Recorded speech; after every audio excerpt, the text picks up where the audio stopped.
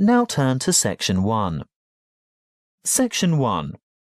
You will hear a telephone conversation between a male insurance agent and a female client who wants to make changes to her policy. First, you have some time to look at questions 1 to 5.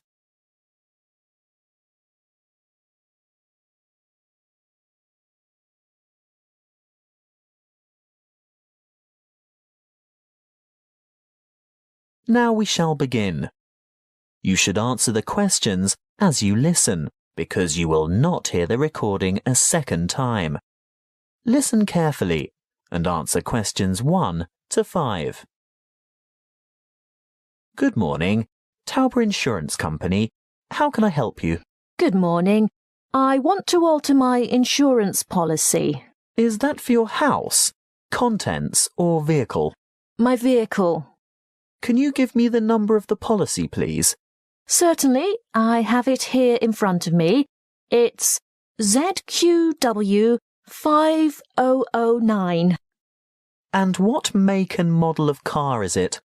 It's a Mazda Marvel. And what's the CC rating? Sorry, what do you mean? How big is the engine? Is it 1,500 or 1,800 cc, for example? Oh, that. It's actually much bigger than that. It's 2,500 cc. Thank you. Now, I just have to ask you a few questions to verify your identity. What name is the policy under? Heathcote. Let me just bring that up on the computer. Yes. Can I just confirm your first name, please?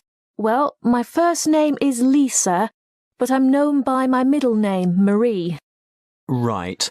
I see both here, but Lisa is the one I want for ID purposes. And your date of birth, Lisa? I mean, Marie.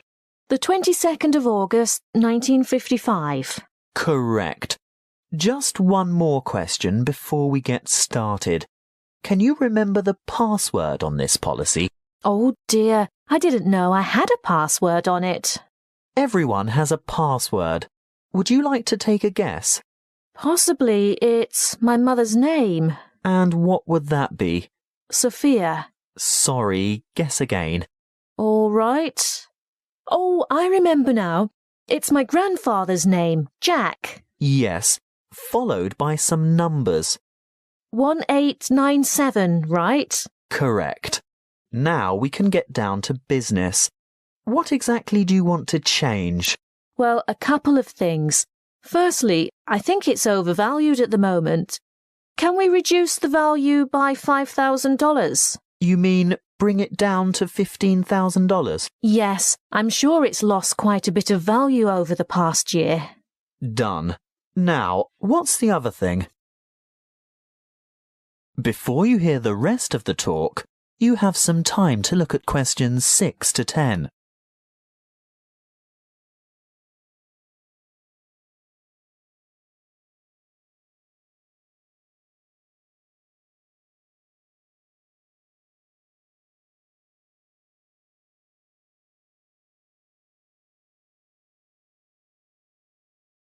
Now listen and answer questions 6 to 10. Well, I want to add the name of another driver to my insurance policy.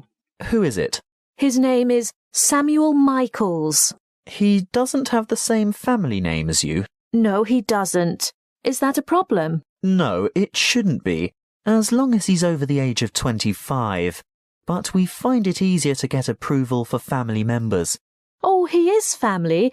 He's married to my daughter. He's my son-in-law. And he's 28, in fact. Good. And what would he be using the car for? Would it be business or social purposes?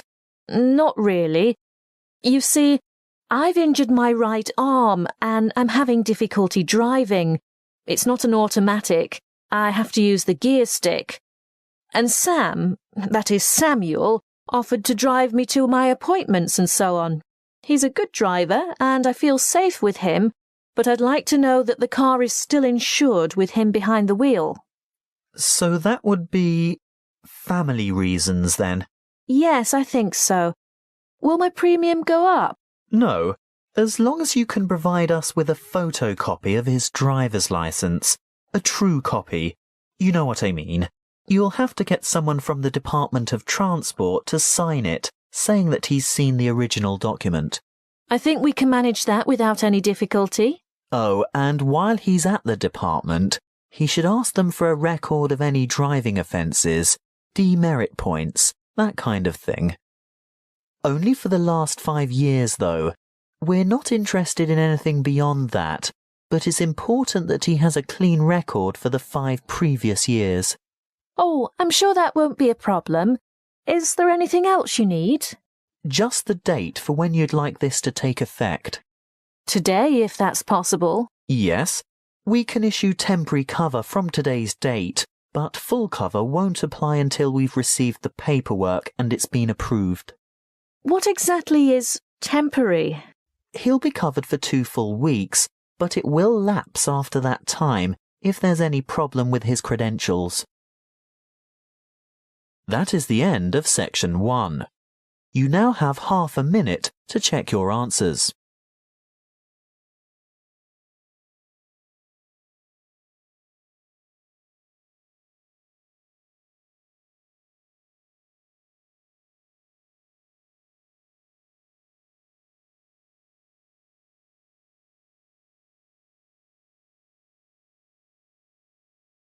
Now turn to section 2. Section 2. You will hear a counsellor from Health Services talking about confidence and goal setting. First, you have some time to look at questions 11 to 16.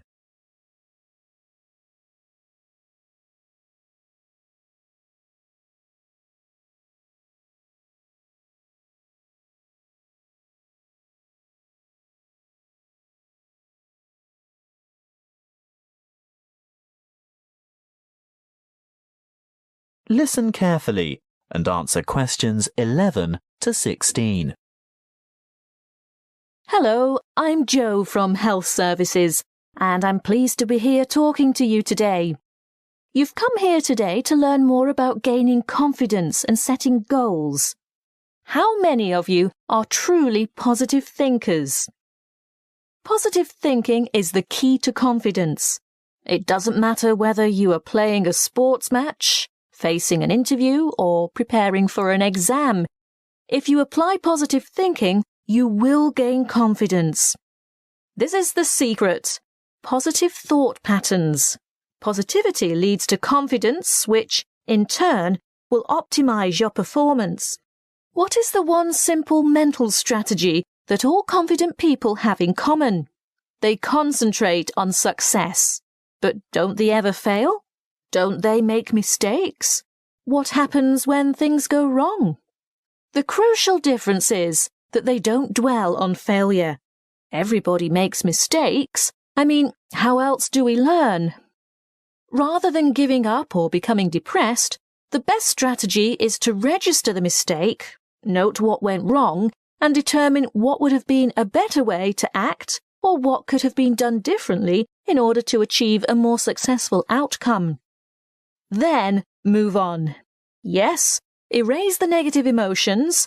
Allow those memories of defeat, frustration, or dissatisfaction to fade and move forward. Negativity erodes confidence.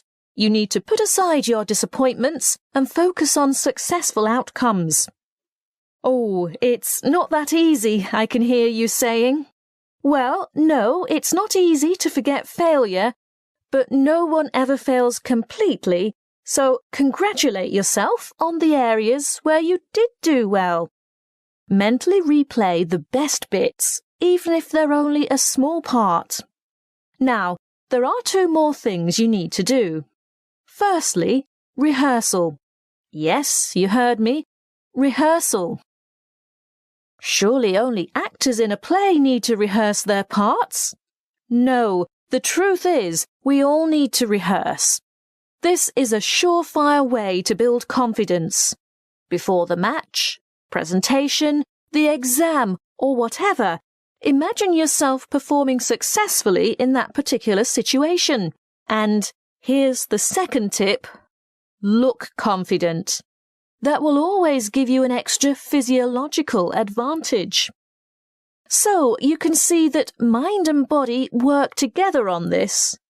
You have to think and act positively. Let's talk a bit more about how to look confident. If you have to overcome a challenge, get rid of that anxious expression and rigid posture, those downcast eyes and nervous gestures. Even if you don't feel very self-assured, you can still give the appearance of confidence. Stand tall, hold your head up, make full eye contact, and keep an open expression. Replace the frown with a smile if you can manage it. And those hunched shoulders? Relax those shoulder muscles. If you need to, take a deep breath and stretch to release pent-up anxiety and tension. What if you have to make a difficult phone call, for example? Nobody can actually see you, so does it matter what you look like? Yes, it does. Practicing positive body language will help you cross the threshold into a confident mood. Before we move on to talk about goal setting, it may surprise you to know that once you have set a goal in life, the brain responds with a burst of activity, which we experience as, that's right, happiness. And what happens when the goal is achieved? Yes, there is another burst of activity and another feeling of happiness. Before you hear the rest of the talk, you have some time to look at questions 17 to 20.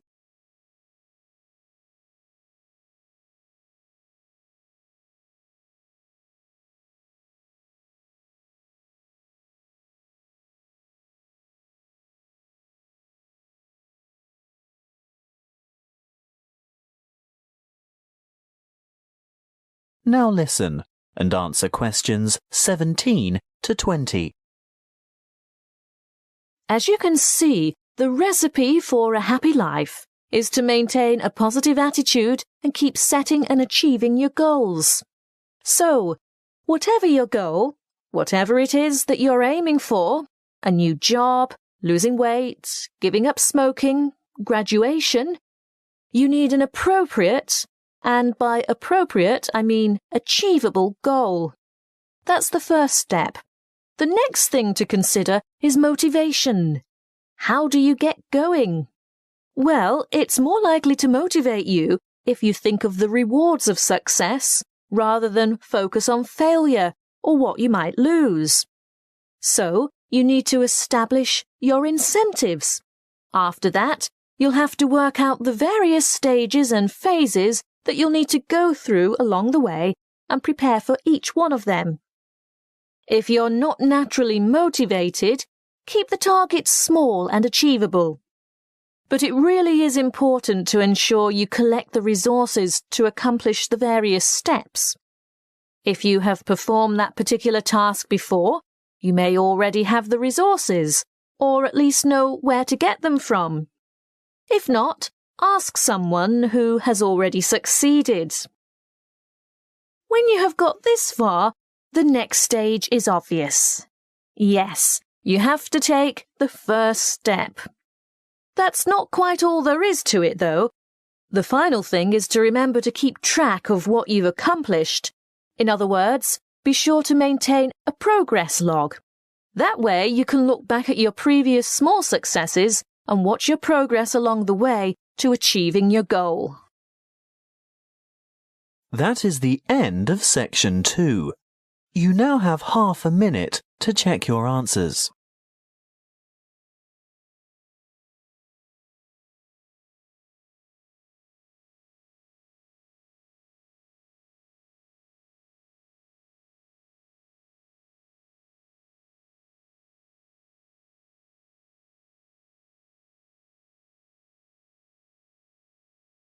Now turn to section 3. Section 3. You will hear two students discussing a science project. First, you have some time to look at questions 21 to 25.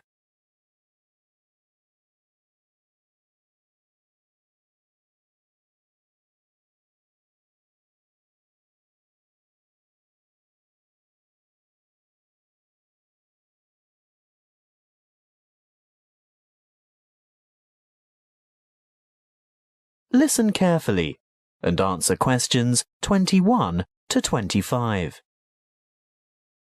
Hi, Julia. Hi, Bob. Thought about the science project yet? Which one? The presentations are scheduled for next month. The experiments that you and I are working on to demonstrate density, buoyancy, and the compression of gases. That'll be complicated. Well, it's not supposed to be. It'll be part of the Making Science Simple series that's being showcased next year, and we have to be ready to demonstrate by the end of next week. Oh, well, simple, you say? Yes, not just the concept, but the materials too. We have to use cheap, readily available common items. Expensive lab equipment is out of the question. I remember something about using recycled or throwaway items if possible. Anything portable that we can bring into the lab. That's right. Well, any ideas for the project? What about the classic Cartesian diver? Is that the same as a Cartesian devil?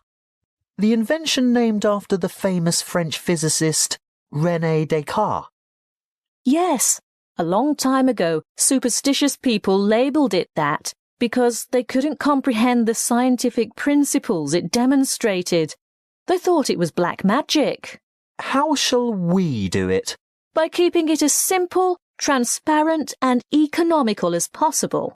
So, to start with... Open your pencil case and let's have a look. You haven't got any... Any what? Paper clips. Oh, there are lots of them in the bottom of my bag. They slip off my papers and collect in the bottom. Look, here's half a dozen. But they're all big metal ones. I want little ones. Small, vinyl-covered multicoloured ones. Oh, I've got one or two of them too. Great, and if we look around, especially on the floor, we're bound to find a few more. See? Here. What else do we need? A small rubber band. Well, I've got one of those in my pocket. No, not that kind. Let's go and ask Tara. Why? Those really small coloured bands for making ponytails are ideal. Hey, Tara? Yes? Have you got any spare rubber bands, like the ones you fasten your hair with? Oh, heaps. A whole packet full. Help yourselves. Terrific. So far, it hasn't cost us anything. What now? Let's go and rummage through the recycling bins beside Joe's mini market. What for? We want a 2-litre plastic soft drink bottle with lid.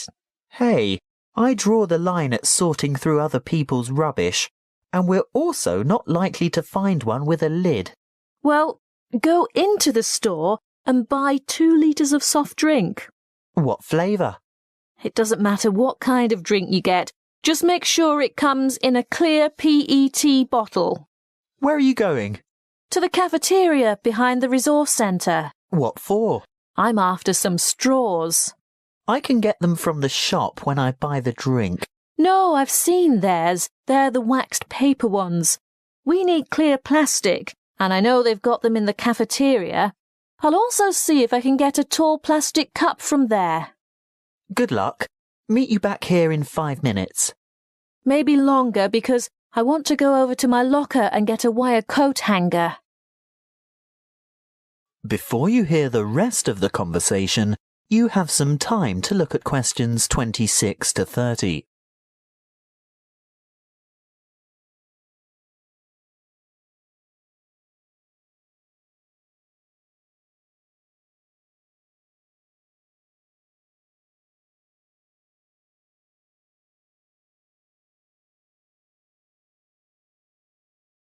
Now listen and answer questions 26 to 30.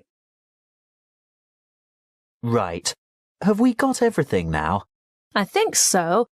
I've got extras of most things, so don't worry if this doesn't work first time. OK. Assembly. Step 1. Take a straw and fold it in two. No, not like that. These plastic ones are quite hard to fold. Try pinching it in the middle. That should make it easier to bend. You may even have to bite it, but not too hard. You want a sharp crease, but you don't want to break it. How's this? Good. Now, second step. Wrap a rubber band several times around the ends to hold them together. Then? Add weight to the diver. So, this straw is the diver? Yes. See how I'm pulling the outside end of a paperclip out a bit?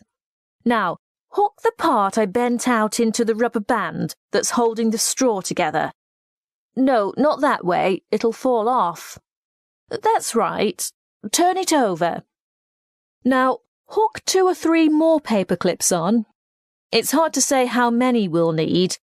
The idea is to get the diver to be almost all the way submerged, but not quite. We can put it in this tall cup of water to test it.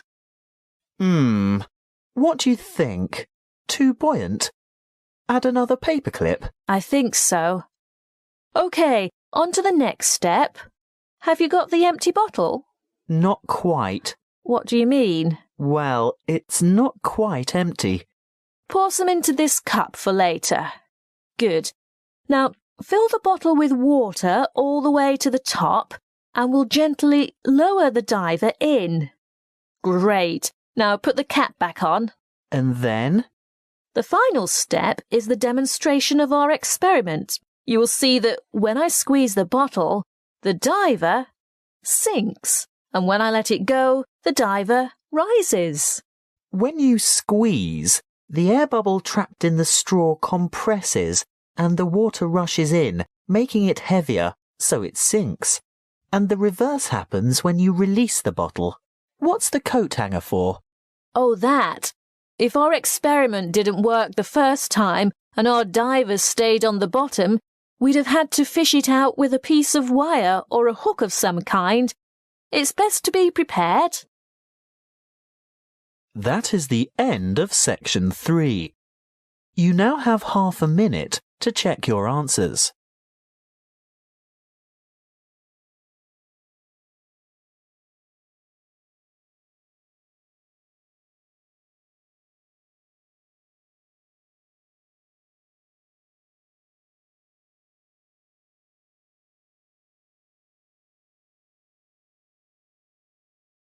Now turn to section 4. Section 4. You will hear a lecture on volcanic activity and its effect on the atmosphere. First, you have some time to look at questions 31 to 40.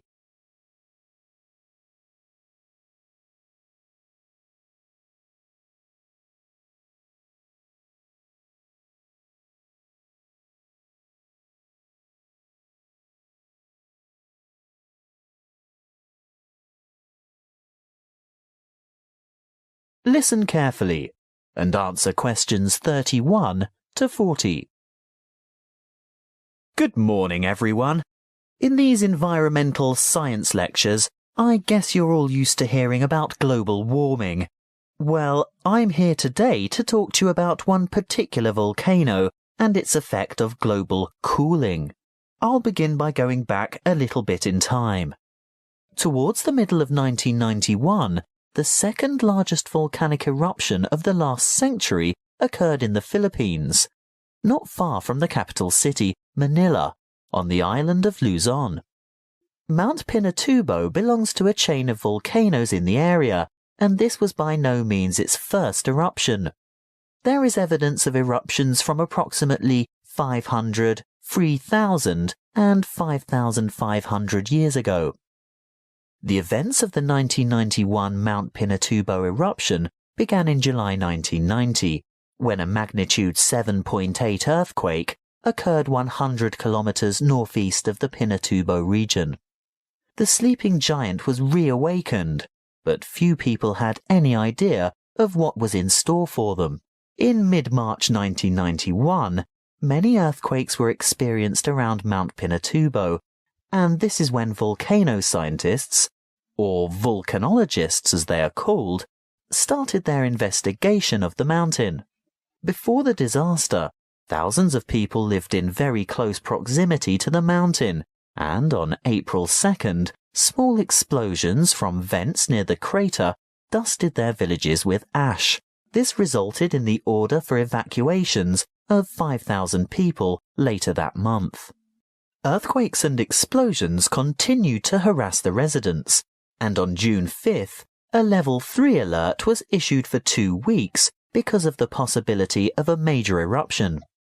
However, the appearance of a large amount of lava protruding from the mountain on July 7th led to the announcement of a Level 5 alert on June 9th, indicating an eruption in progress.